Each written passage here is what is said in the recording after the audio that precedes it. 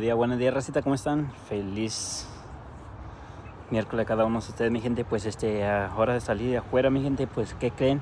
Ahora ya cayó muchísimo el chayote. Pues como en la noche hubo mucho viento, por eso cayó muchísimo el chayote, mi gente. Ahorita voy a voltear cámara para que vean, sí, se cayó muchísimo ahorita, mi gente.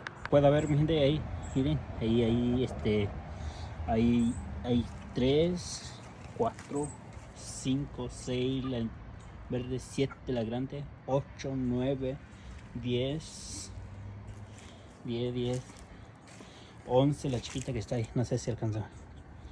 9, 10, 11, 12, 13,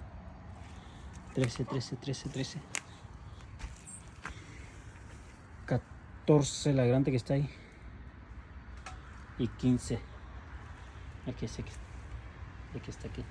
Son 15 de chayote que se cayó en la noche, mi gente. Pues sí hubo fuerte el viento, por eso cayó muchísimo chayote.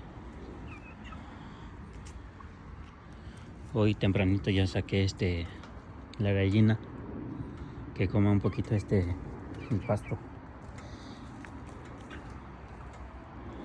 Sí.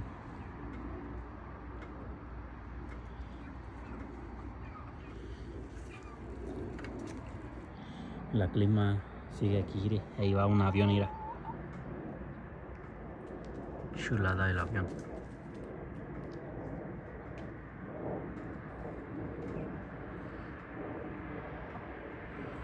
Ahí va el avión. Así amanecimos el día de hoy, mi gente. Ya cayó muchísimo el chayote. Pues ni modo, así es la naturaleza.